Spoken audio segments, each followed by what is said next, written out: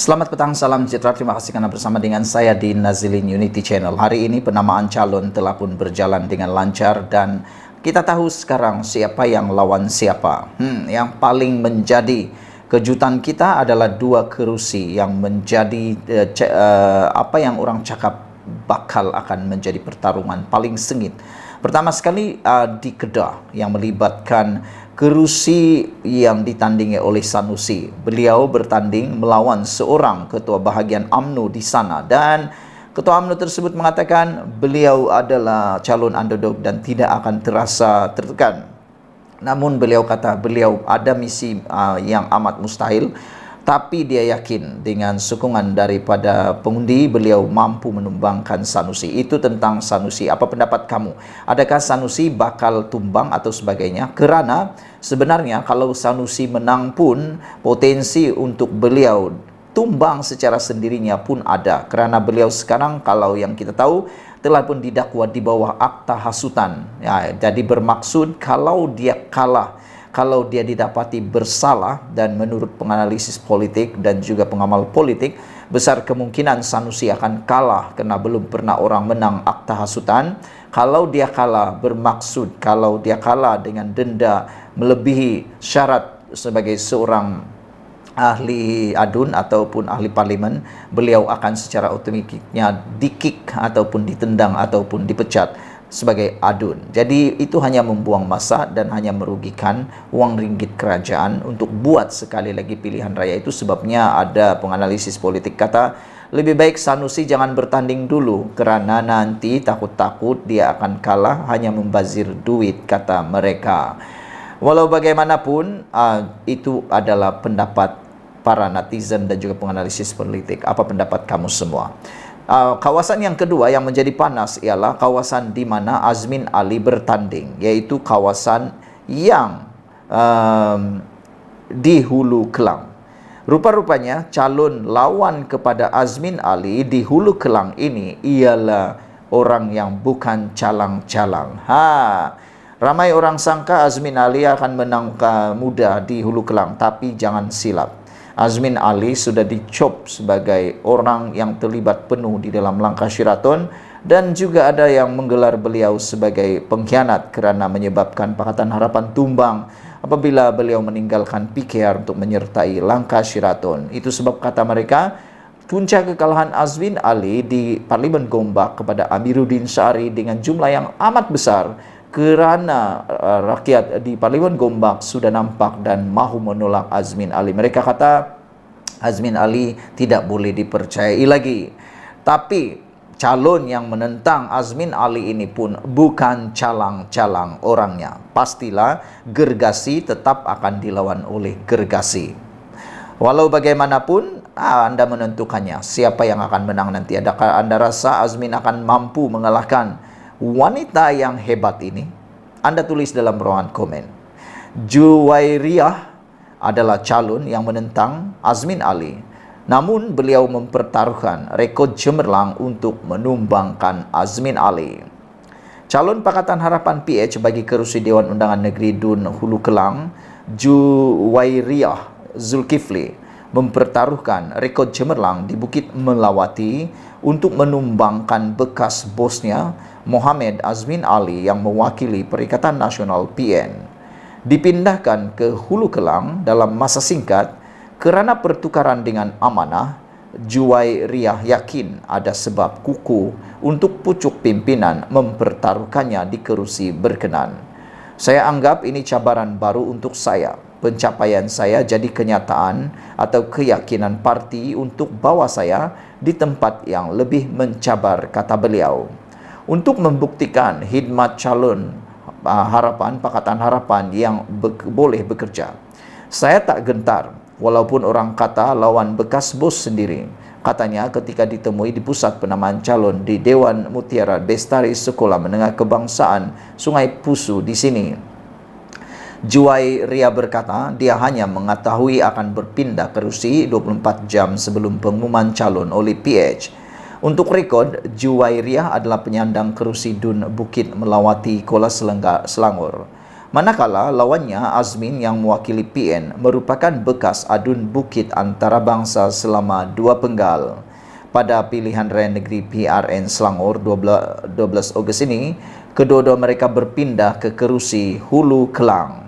Azmin menyifatkan calon PH Juwairiyah Zulkifli yang lari dari kawasan untuk bertanding di Hulu Kelang dan bukan dirinya. Sebenarnya sama-sama larilah pada pendapat saya, sebab Azmin Ali sebelum ini adalah mewakili di sebelum ini adalah di kawasan Bukit Antarabangsa. Tapi sekarang ini bertanding pula di Hulu Kelang. Samalah seperti Juwairiyah dari Bukit Melawati ke Bukit Antarabangsa. Jadi apabila Azmin Ali menyifatkan beliau bukan melarikan diri, tetapi Juwairiyah lah yang melarikan diri ke Hulu Kelang, itu satu pendapat yang saya rasa tidak adil, kerana mereka sama-sama berpindah, mereka sama-sama pindah dan lari. Jadi Azmin Ali itu cakap tu agak-agaklah, sebab dia sendiri pun berpindah juga kan. Walau apapun alasan Azmin Ali, dia tetap berpindah, ataupun dengan kata yang lebih biasa, yang biasa orang cakap, lari di Hulu Kelang. Azmin berkata kerusi Dun Hulu Kelang bukan asing baginya karena pernah memenangi kawasan itu pada pilihan raya umum 1999. Oleh itu, kata Azmin Ali, dia tidak gentar untuk berdepan dengan cabaran Juwairiyah bagi memenangi kerusi berkenaan. Mengapa dia dipindahkan dari Bukit Melawati ke Hulu Kelang? Saya tak lari, saya pernah menang di Hulu Kelang, kata Azmin Ali. Hulu Kelang kampung saya, kampung keluarga saya. Kita yakin rakyat Hulu Kelang bersama kita berdasarkan khidmat yang kita beri, kata Azmin Ali lagi. Saudara, sebelum kita berpisah, apa pandangan kamu semua? Apa pendapat kamu? Adakah Azmin Ali mampu mengalahkan Juwairiyah? Adakah Azmin Ali dapat semula integriti dan marwah beliau? Kita jumpa lagi. Bye-bye. Selamat petang, salam sejahtera. Terima kasih karena bersama dengan saya di Nazilin Unity Channel. Wow, ini satu kejutan paling besar berlaku dalam penamaan calon hari ini. Kesilapan teknikal 4 calon PN Kedah sama University. PAS Kedah memohon maaf susulan kesilapan profil calon Perikatan Nasional PN negeri itu yang memaparkan 4 orang mempunyai latar belakang pendidikan sama. Pihak penganjur sama sekali tidak berniat untuk memberi maklumat yang tidak tepat dan memohon maaf atas kesilapan yang berlaku, kata Ketua Penerangannya Muhammad Azam Abdul Samad. Terdahulu beredar tangkap layar profil 4 calon melibatkan Chua Si Heng, Kota Darul Aman, Radi Maddin Alur Mengkudu, Rasidi Abdul Razak Anak Bukit, dan Zawir Abdul Ghani Suka Menanti. Ia memaparkan latar belakang pendidikan sama, yaitu sarjana pendidikan perniagaan daripada University Marshall di Washington, Amerika Serikat. Perkara itu diketengahkan pengguna maya antaranya dengan membangkitkan persoalan sama ada mereka ini rakan sekelas. Menurut Muhammad Azam, kesilapan berlaku pada paparan skrin di Majlis Pengisytiharan Calon PN Kedah. Dalam kenyataan yang disiarkan di Haraka Daily, Muhammad Azam berkata, ia berlaku kerana pereka grafik menggunakan template sama tetapi tidak menukar butiran calon lain. Lebih kurang dengan istilah copy and paste sajalah ini kan. Yang saya hairan perkara yang begini detail, perkara yang begini kritikal pun boleh pula mengalami kesilapan begitu. Ini bukan kesilapan kecil pada pendapat saya, tetapi kesilapan yang amat ketara. Ini mungkin menunjukkan juga ciri-ciri kerja seseorang yang mungkin tidak berapa cermat ataupun mau cepat. Tak tahulah apa pendapat anda semua. Bagaimanapun, kesilapan hanya berlaku pada paparan skrin, tetapi tidak berlaku kesilapan ketika profil calon dibacakan oleh pengacara majlis, jerasnya. PAS bagaimanapun kemudiannya mengemukakan profil baru yang diperbetul. Syukurlah kerana setelah pun diperbaiki, dan harapannya supaya tidak lagi berlaku kesilapan-kesilapan yang seperti ini, yang dianggap mungkin kecil, mungkin dianggap sesuatu yang biasa-biasa saja, tapi sebenarnya perkara itu bukanlah perkara yang biasa-biasa saja, kerana ia menunjukkan integriti dan cara kerja seseorang. Jadi awas, memang netizen sekarang ini mata mereka cukup hebat, lebih hebat daripada FBI. Mereka dapat melihat setiap kecil kesalahan. Sekian dulu, tinggalkan komen dan tekan butang subscribe. Bye-bye. Selamat petang, salam sejahtera. Terima kasih karena bersama dengan saya di Nazilin Unity Channel. Ada netizen kata habis lama hadir. Kenapa? Ini rupa-rupanya punca mereka kata habis lama hadir. Dipetik daripada Sahbudin.com. Dulu pecah belahkan Melayu dan kini pecah belahkan Malaysia. Tindakan tegas sudah wajar diambil terhadap Tun Dr. Mahathir menurut Sahbudin.com. Orang yang hilang kuasa kadang-kadang perangainya lebih kurang sama saja macam mereka yang putus cinta. Mereka cenderung berkelakuan luar biasa, tidak dijangka dan berbeza dengan kebiasaan yang dilalui ketika cinta belum membawa luka. Dalam kehidupan seharian, baik melalui pembacaan, tontonan, pengalaman sendiri atau kawan-kawan, kita tentu sudah biasa dengan mereka yang angau disebabkan putus cinta.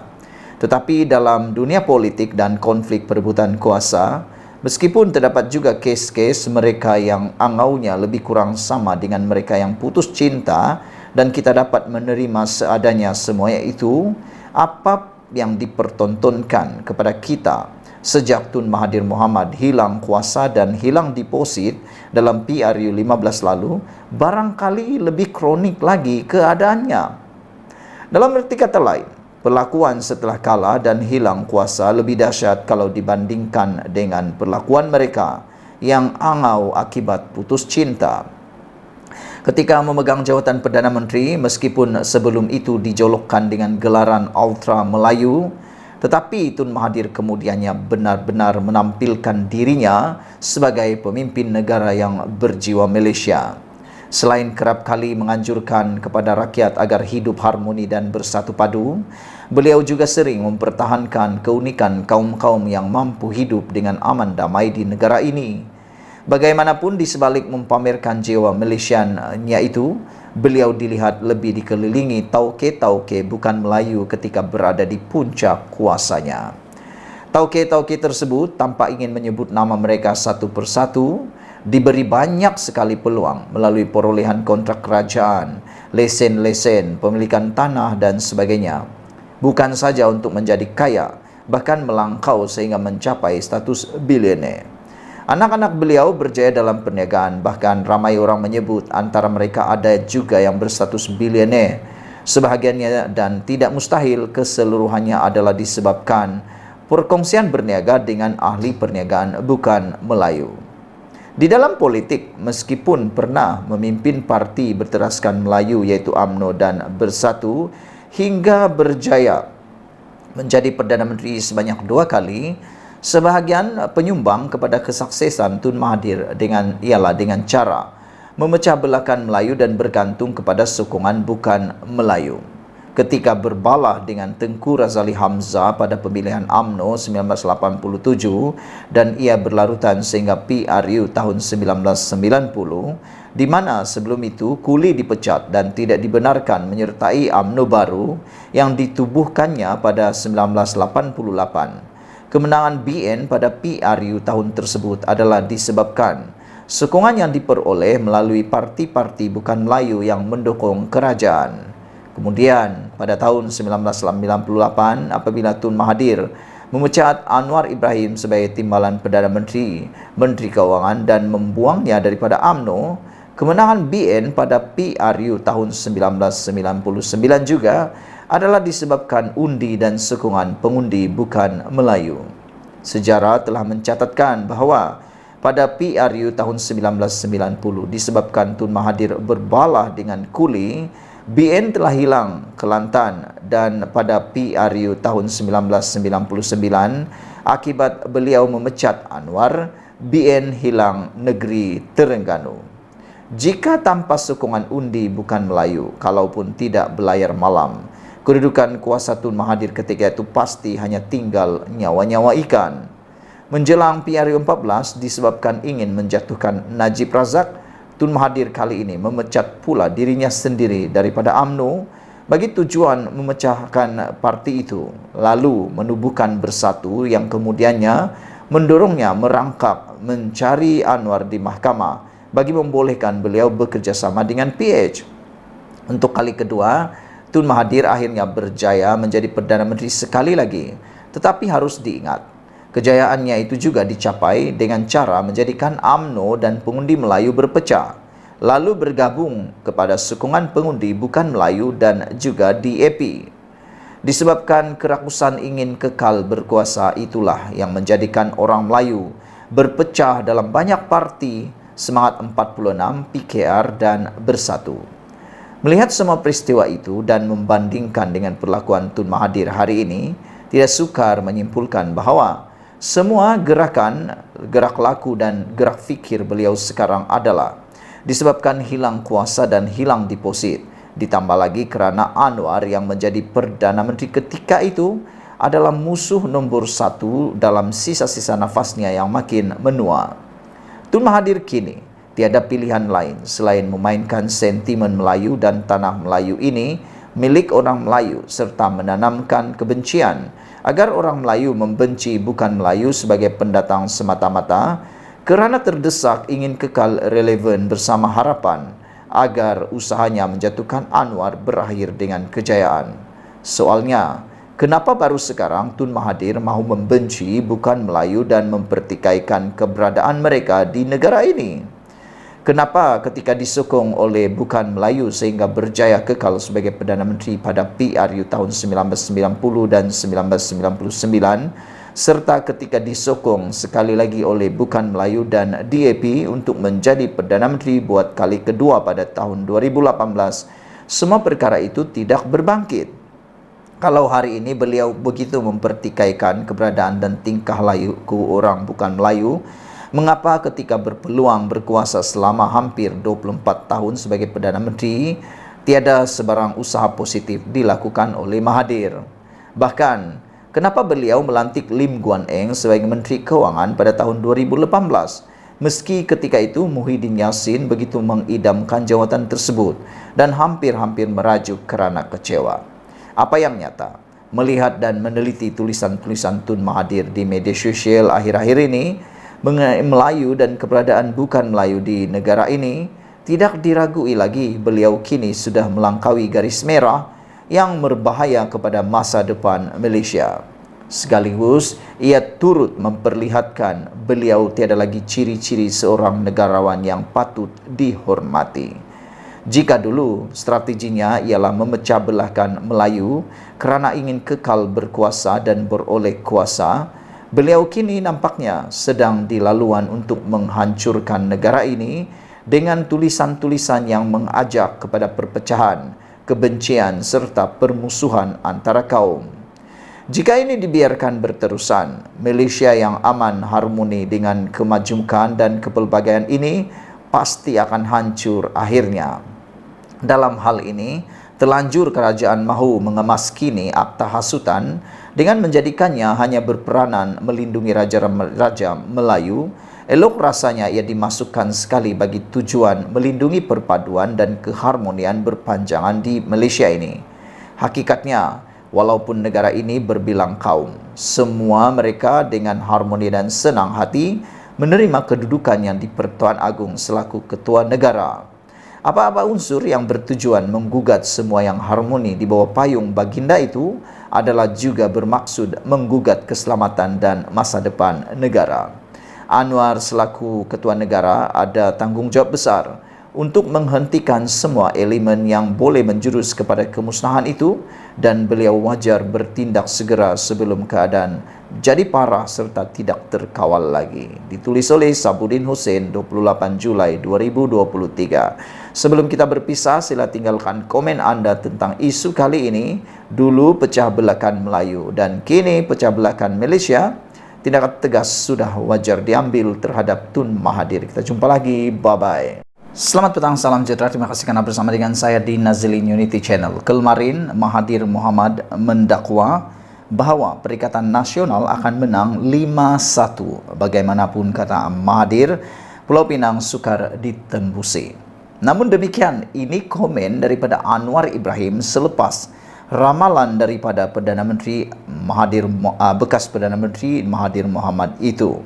Dan jangan kita lupa, Mahathir Mohamad sebelum ini pun telah kalah teruk di Parlimen Langkawi, dan beliau juga pernah meramal beliau akan menang besar di Parlimen Langkawi. Tetapi yang berlaku sebaliknya, beliau kalah teruk, bahkan semua calon dalam parti GTA, gabungan GTA pada waktu itu kalah teruk dengan semuanya tidak dapat wang deposit semula. Jadi ini jawaban daripada Datuk Seri Anwar Ibrahim apabila Mahathir Mohamad meramalkan 5 berbalas 1 Perikatan Nasional akan menang besar, kata Mahathir. Anwar menganggap ramalan 5-1 Mahathir sekadar angan-angan. Datuk Seri Anwar Ibrahim menyifatkan ramalan Tun Dr. Mahathir Mohamad kononnya Perikatan Nasional PN mampu meraih kemenangan 5-1 dalam pilihan raya negeri adalah sekadar angan-angan sahaja.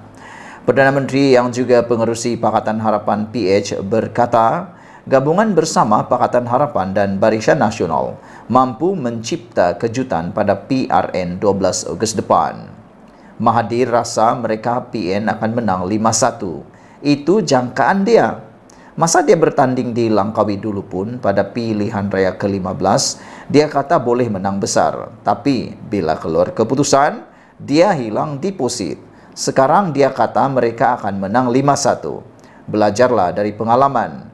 Bila dia kata menang besar, dia hilang deposit. Insya Allah kejutan akan berlaku dalam PRN kali ini, kata Anwar Ibrahim. Anwar berkata demikian ketika berucap pada majlis perasmian sentuhan kasih Desa Terengganu di Kompleks Sukan Ketengah Bandar Al-Muktafir Bilal Shah di Dungun hari ini. Turut hadir Timbalan Perdana Menteri merangkap Menteri Kemajuan Desa dan Wilayah Datuk Seri Dr. Ahmad Zahid Hamidi dan Pengerusi Lembaga Kemajuan Terengganu Tengah Ketengah Datuk Seri Dr. Ahmad Zaid. Sebelum ini, Mahathir ketika berucap pada Perhimpunan Hari Perniagaan Sosial ke-13 di Kedah, dilapor berkata, Perikatan Nasional mempunyai potensi baik untuk mengekalkan kuasa di Kelantan, Terengganu, Kedah dan merampas Selangor serta Negeri Sembilan, namun tidak dapat menembusi Pulau Pinang. Bekas Perdana Menteri tersebut berkata, jangkaannya itu berdasarkan perubahan sentimen yang diperlihat dalam kalangan pengundi yang lanjut usia, khususnya orang Melayu di luar bandar. Namun, saudara-saudara sekalian, Zahid Hamidi juga telah menegur dan mengatakan bahawa ini masa paling sesuai untuk rakyat Terengganu tukar kerajaan perpaduan. Tukar kerajaan kepada kerajaan perpaduan, kata Zahid Hamidi. Timbalan Perdana Menteri Datuk Seri Dr. Ahmad Zahid Hamidi berkata, PRN kali ini masa paling sesuai untuk rakyat menukar pentadbiran kerajaan negeri kepada kerajaan perpaduan. Menurutnya, Terengganu tidak boleh dibiar menjadi seperti Kelantan yang diperintah PAS selama 33 tahun, tetapi banyak masalah gagal diselesaikan, termasuk isu bekalan air. Perasaan saya di hari Jumaat, penghulu segala hari, BN dan Pakatan Harapan PH yang akan mengambil alih kerajaan Terengganu. Kita harap kali ini rakyat Terengganu bangkit dan tukarkan kerajaan Terengganu kepada kerajaan perpaduan di negeri ini. Bagi saya, inilah masa paling sesuai untuk kembali merampas Terengganu daripada PAS, katanya ketika berucap pada Majlis Pelancaran Jentera Perpaduan Peringkat Negeri Terengganu. Turut hadir ialah Presiden Parti Amanah Negara Amanah Datuk Seri Muhammad Sabu, Pengerusi BN Terengganu Datuk Seri Ahmad Said dan Setiausaha Agung UMNO Datuk Dr. Ashraf Wajdi Dusuki. Zaid yang juga pengerusi BN berkata, beliau mengakui permasalahan dalaman yang berlaku dalam UMNO Kelantan memberi peluang kepada PAS memerintah selama 33 tahun. Saya takut apa yang berlaku di Kelantan 33 tahun diperintah PAS, masalah air tidak selesai apabila Tok Mat Yaakob, Dr. Ahmad Yaakob menjadi Menteri Besar Kelantan ketika itu 33 tahun yang lalu. Memang kita akui ada masalah dalaman UMNO di Kelantan. Akhirnya daripada 1 penggal ke 2 penggal, 3 penggal dan sehingga sekarang Kelantan diperintah PAS. Tetapi untuk rakyat Terengganu, jangan pernah izinkan PAS untuk memerintah untuk penggal kali yang kedua pada kali ini. Cukuplah sekali, kata Zahid Hamidi. Sekian dulu untuk kali ini. Jangan lupa tinggalkan komen Anda, tekan butang subscribe. Kita jumpa lagi. Bye-bye. Selamat petang, salam sejahtera. Terima kasih karena bersama dengan saya di Nazilin Unity Channel. Ini memang satu perkara yang paling menakutkan untuk seorang bekas Perdana Menteri sebelum ini. Anda tahu siapa bekas Perdana Menteri itu? Anda tekaklah nanti sendiri, tulis dalam ruangan komen siapa agak-agaknya bekas Perdana Menteri yang mahu disiasat oleh yang diarah supaya SPRM menyiasat beliau. Ini satu pendedahan yang cukup mengejutkan kita semua. Dipetik daripada Malaysia Gazette, Project Fleet, MKM desak polis SPRM siasat bekas Perdana Menteri. Apa ceritanya? Ikuti terus dan jangan lupa tinggalkan komen Anda. Polis Diraja Malaysia PDRM digesa menyiasat seorang bekas Perdana Menteri berhubung pembatalan surat niat LOI bagi projek pembekalan, pembaikan dan penyelenggaraan kenderaan kerajaan Projek Fleet bernilai RM4.6 bilion.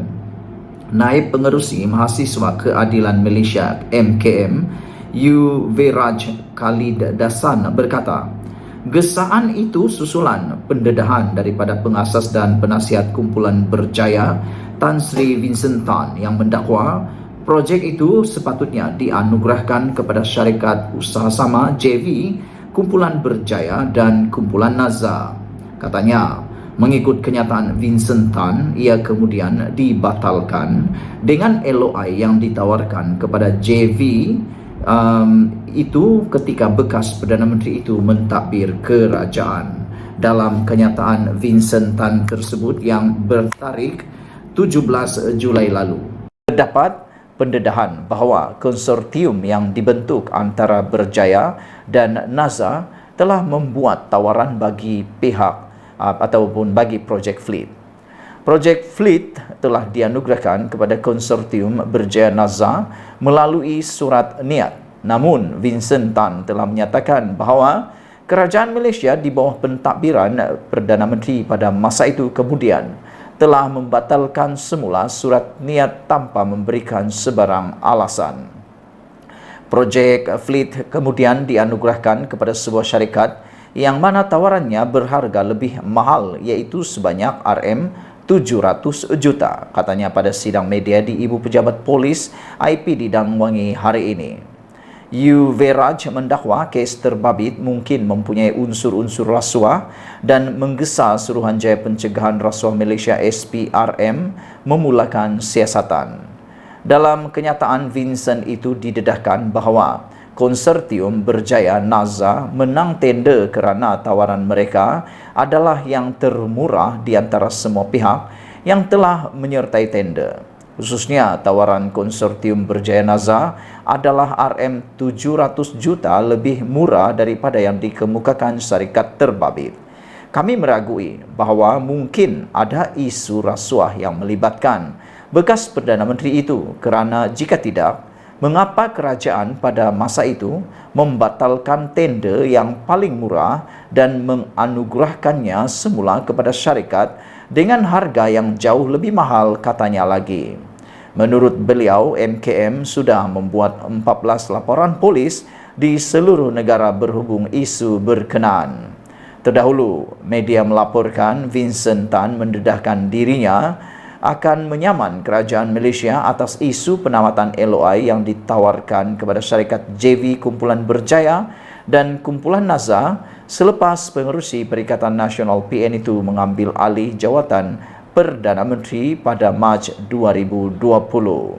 Vincent turut mendedahkan kontrak yang diberikan kepada Spamco Sdn Bhd adalah RM700 juta lebih tinggi, dipetik daripada Malaysia Gazette. Sekian dulu untuk kali ini. Semoga dengan pendedahan ini maka kita semua akan ternanti-nanti apakah tindakan yang seterusnya diambil oleh PDRM dan SPRM selepas 14 laporan polis telah dibuat di seluruh negara berhubung isu LOI ini. Dan yang lebih menarik lagi, menurut pengerusi MKM ini, mereka meragui bahawa mungkin ada rasuah yang melibatkan, mungkin ada isu rasuah yang melibatkan bekas Perdana Menteri itu, kerana jika tidak, mengapa kerajaan pada masa itu membatalkan tender yang paling murah dan menganugerahkannya semula kepada syarikat dengan harga yang jauh lebih mahal, kata beliau. Sekian dulu Malaysia kita punya, kita jaga sama-sama cintai Malaysiaku. Bye-bye. Selamat pagi, salam sejahtera. Terima kasih kerana bersama dengan saya di Nazilin Unity Channel. Ini satu pendedahan dan juga ini satu pengakuan daripada Anwar Ibrahim yang kita tunggu-tunggu dan kita tabik spring kepada beliau.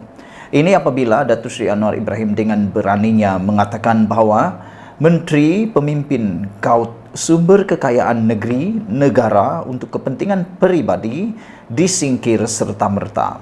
Kita menyambut baik cadangan dan juga keputusan Datuk Seri Anwar Ibrahim Perdana Menteri kita ini apabila beliau kata mana-mana pemimpin yang mengaut kekayaan daripada negeri ataupun negara semata-mata untuk kepentingan peribadi perlu disingkir ataupun ditolak, ataupun dengan kata yang lebih kasar lagi, dipecatlah kalau memang didapati bersalah.